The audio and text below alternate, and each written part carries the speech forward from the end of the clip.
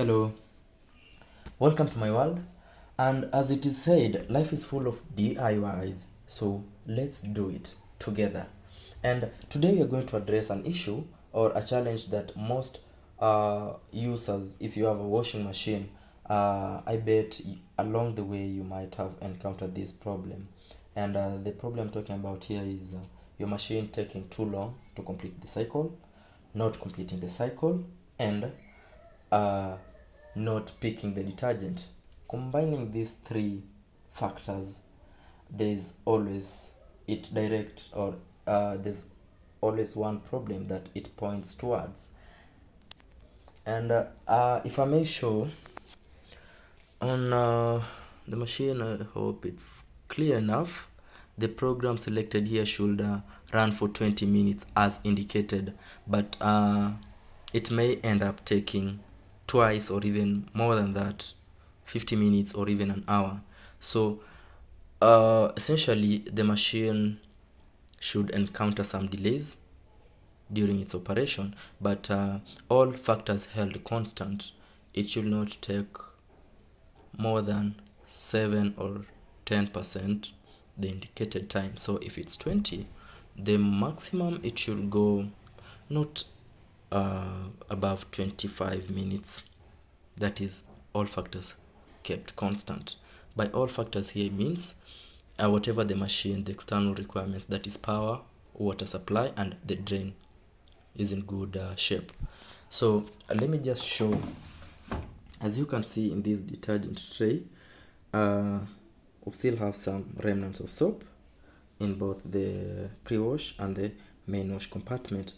You can also see we have some softener that is still in its place.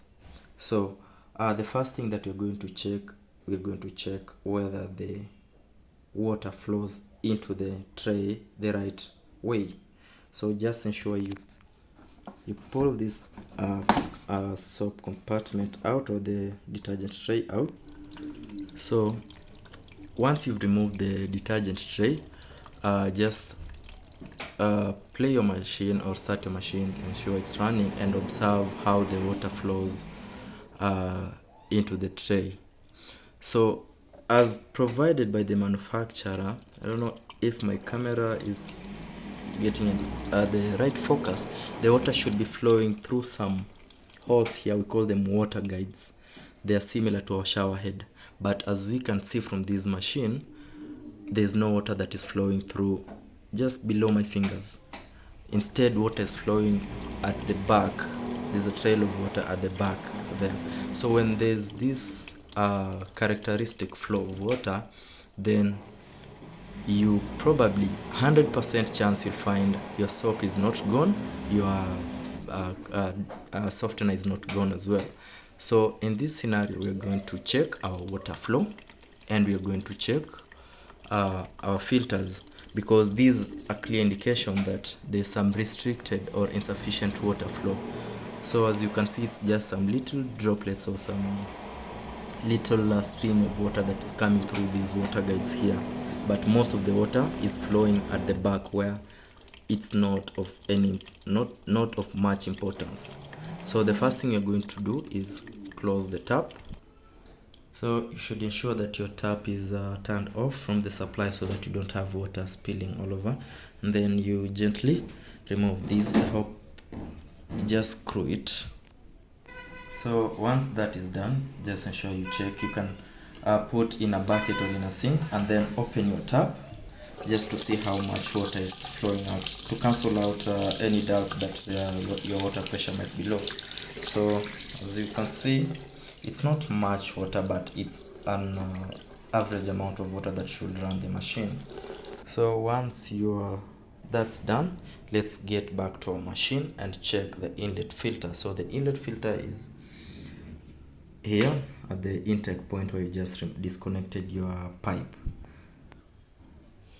So you just take these, most machines are in blue in color, so you just take it out. So as you can see, there's so much molding and some dirt that is built around it.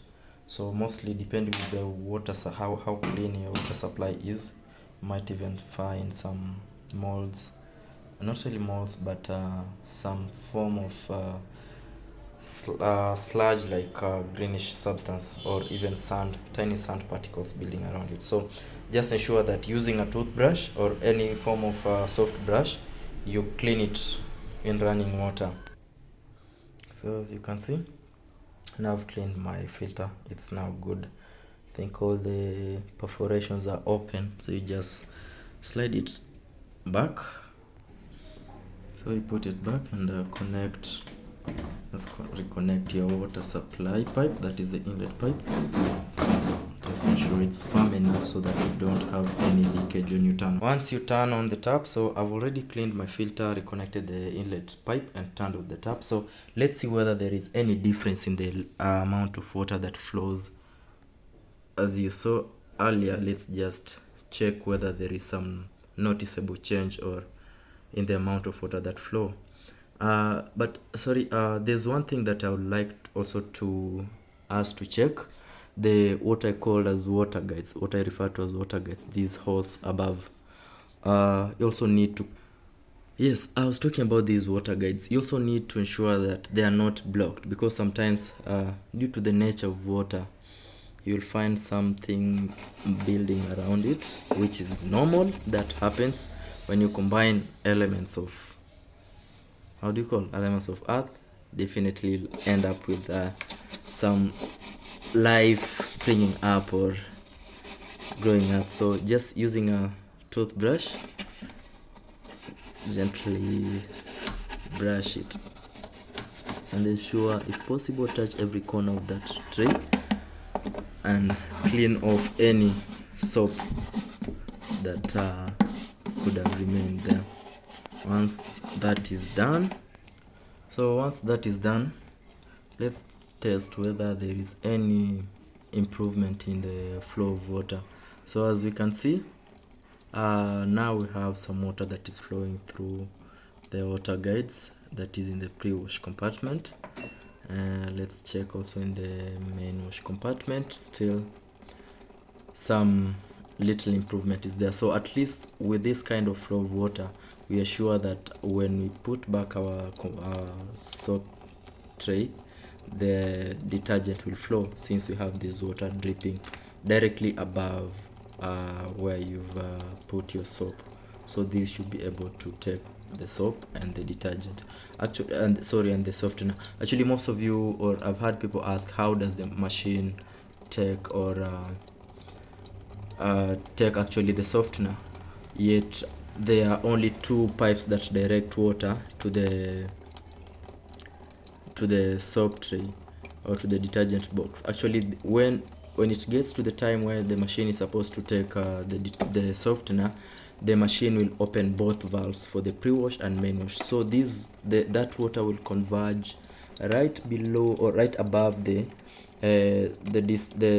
softener compartment, and that's how you'll find that the machine is able to pick the softener.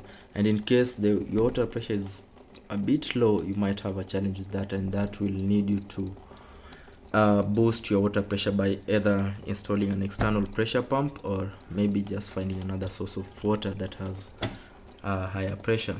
So guys, I think that has been educative, and I'm sure if we practice these, sure enough we'll be able to know how to handle our machines better, and how to sort these problems by ourselves. Till next time, let's keep learning.